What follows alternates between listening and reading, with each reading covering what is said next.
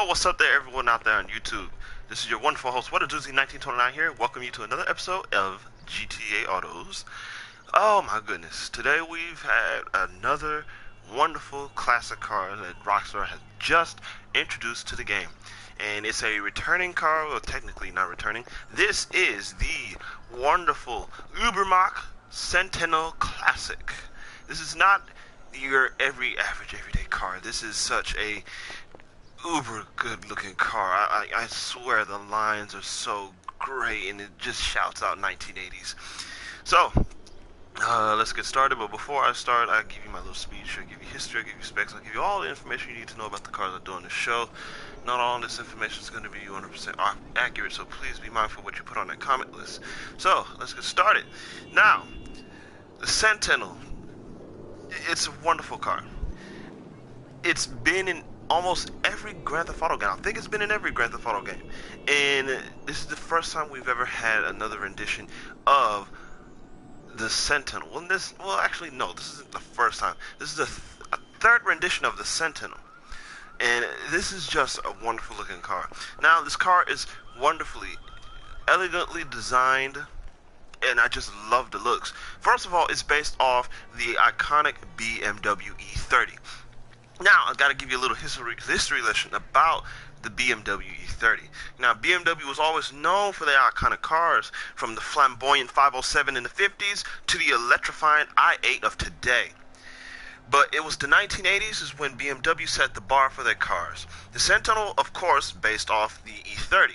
It was in production from 1982 all the way to 1994. It was the car of the decade, offered from a base 1.6 liter inline 4 to a premium 2.4 liter diesel i6. Now, this car came in 4 designs. It came with a coupe, a 4-door sedan, a wagon, and a roadster.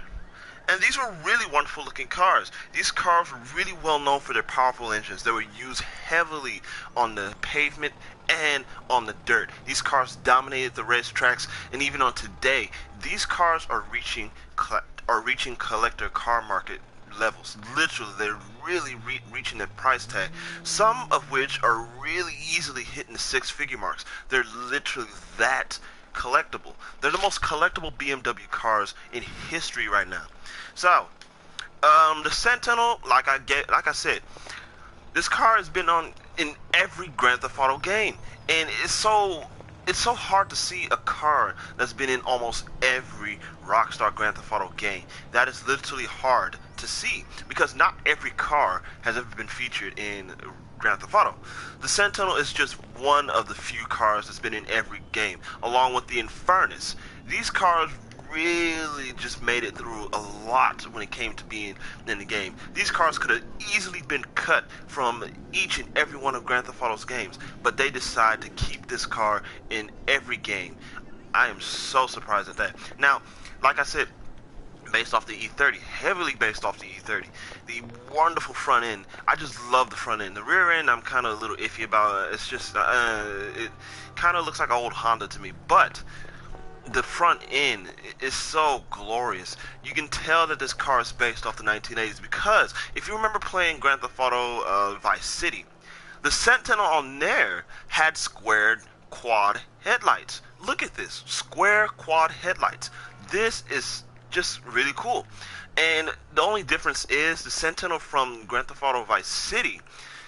It's, from every Grand Theft Auto game, this car was always a 4-door. And Rockstar changed that around when Grand Theft Auto 4 came out.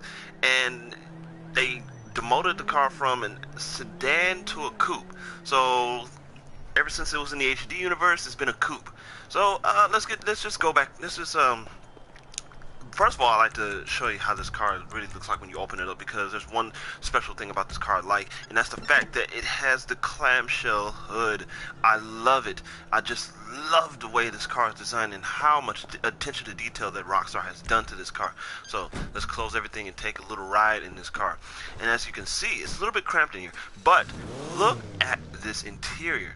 This interior is really small, but yet at the same time, this is really a trippy thing. 1980s written all over it. Just look at the analog dash. Just look at the freaking speedometer. Just looks like a computer, but it really isn't.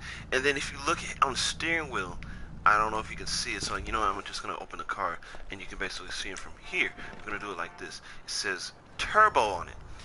This lets you know this car's got some serious power. Yes, this car is turbocharged. Even though it feels stock, this car has a turbocharger. You can hear the turbo whine.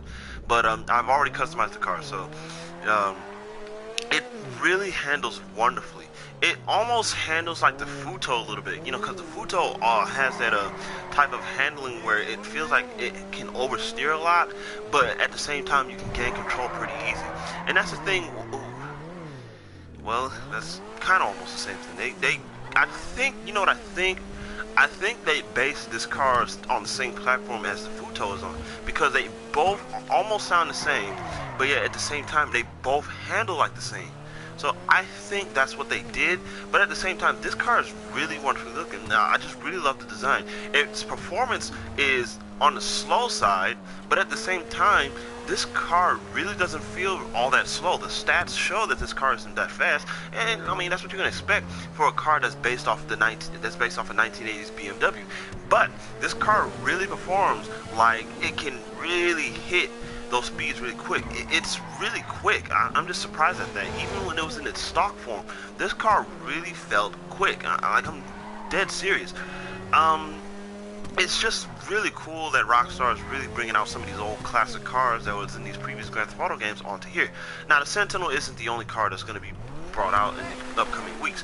We got other cars that are coming up that I really can't wait to see. I'm actually looking forward to the Hermes coming on here.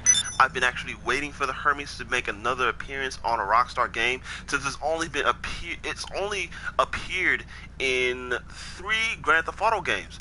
And that is low when you compare it to all the other Grand Theft Auto games. And if you don't know these games, of course, its first rendition being in Grand Theft Auto Vice City, and then you have Vice City Stories, and then the last game it's ever been was in Grand Theft Auto San Andreas. So the Hermes needs to be making a return, and it is going to make a return, and I can't wait to take just a review on this car. It's the car I've been waiting for ever since Grand Theft Auto 5 came out, so hopefully Rockstar doesn't screw it up. But right now, they're really doing a good job with these cars, and hopefully this continues throughout the month to the upcoming next year, which is January. So, I hope you enjoyed this review. I know it's really not that quick. I mean, I know it wasn't that long, so that's actually really nice. So, just see you guys in the next episode, and don't forget to hit that like and subscribe button. See you guys later.